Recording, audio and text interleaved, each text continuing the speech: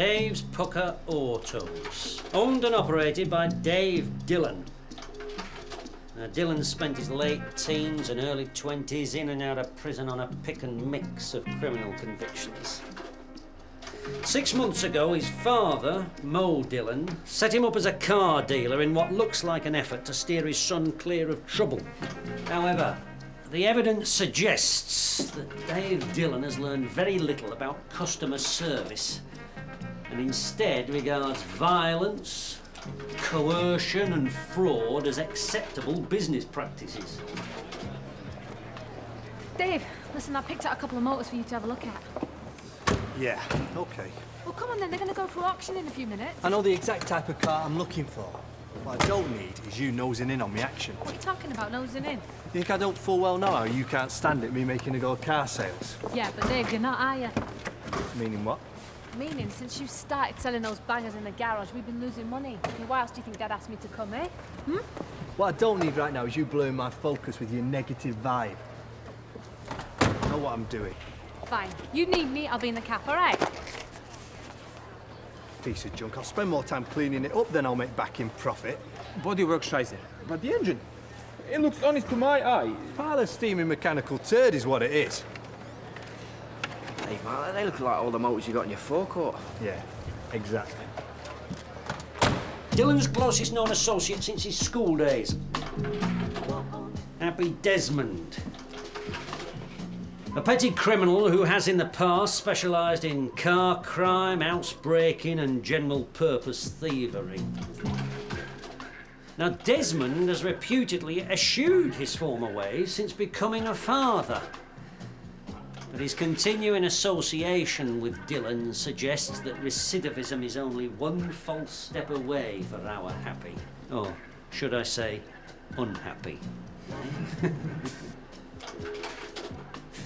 And lot 17, a silver Lexus LS 400 on the lever. See, Happy, I ain't going nowhere unless I can raise the stakes, my man. No, suppose not. Now who's going to start me off at £18,000? It's with you, sir. I mean, my dad expects me to make a go of things without giving me the backing I need. I mean, it's like, you know, you'd think I'd ask to be born. 20. Just go to a bank, man, get the money there. Ezekiel oh, whatever. Eastern European origin, came to this country soon after the bombing of Kosovo, seeking asylum. Probably a dangerous man. Possibly a highly trained killer. 21. With my form, they'll call the cops as soon as I walk through the door. 22. Oh, sure, ain't it? Let's get yourself a rep there. I mean, you've got to be careful, ain't they? 23. I'm swimming against the tide with both hands tied behind me back. Dave, will you stop? What? Sold for £24,000. The vehicle is yours, sir. What? I didn't do nothing. Rita Dillon, sister to Dave, reputation for being exceedingly fastidious and conscientious in her work. However, there are rumours that in recent weeks she has fallen under her brother's malign influence with the help of this man, Wayne King, a local hypnotist of some repute on the Northern Working Men's Club circuit. Gentlemen, having familiarised myself with the record and MO of Mr. David Dillon, I conclude that he will stop at nothing to achieve his sole end, the acquisition of money. You pay for the car, 10% now, and the rest of the 24,000 by close of business tomorrow. I don't pay. What do you think you're going to do? First thing is you get blacklisted. No car auction will ever deal with you again. Second, we take out legal action. Third, hey, hang on, you're Mo Dillon's kids, aren't you?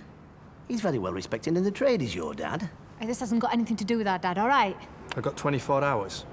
Well, once you bought it, you can put the car straight back through the next sale. Of course, you'll never see 24K on it. Do you what? Well, have a look in your guide.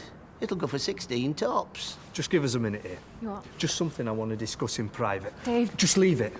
Luke, I'm very busy. Another minute of your precious time, my man. There's got to be wiggle room here, right? No, there isn't.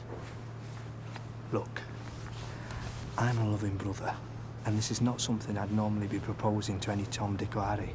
Propose what exactly? What about I set you up. Set me up with who? With her, obviously. I know men who'd kill to get next to that girl.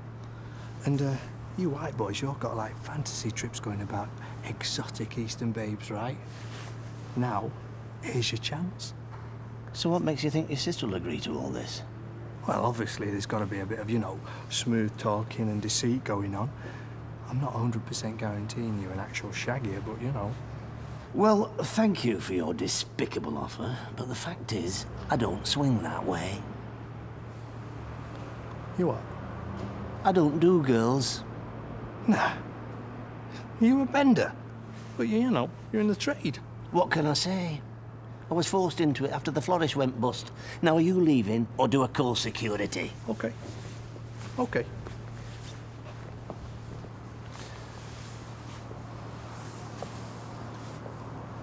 How about me instead? But why in God's name were you bidding? I wasn't. What happened was I did absolutely nothing, and they fraudulently and deceitfully made out I was bidding on a car I didn't even freaking see. But those shysters have got me over a barrel. I don't pay 8K. They ruined my business. Wait. But the garage is subsidizing you already.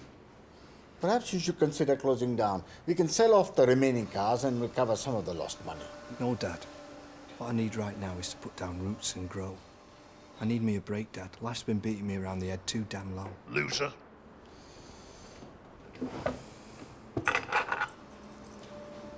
Just take 8. Come on.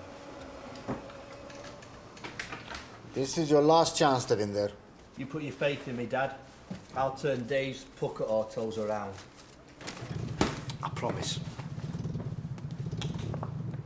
He's our son. If I've made mistakes bringing him up, then it's my duty to put them right.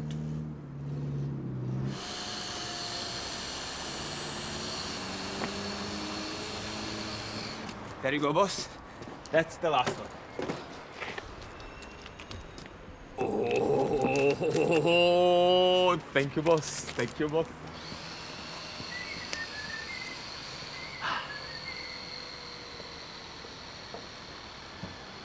Hey, East, what are they doing with all those speedos? We are making the cars look younger. He's turning back the mileage on them. Excessively clever, no? It is my own personal suggestion. Oh, really? You suggested it, did you? Yeah, the idea all mine. Well, you should be ashamed of yourself. Let me just get one thing straight, yeah? You don't work for him. You work for Big Ted and me here in the garage, all right?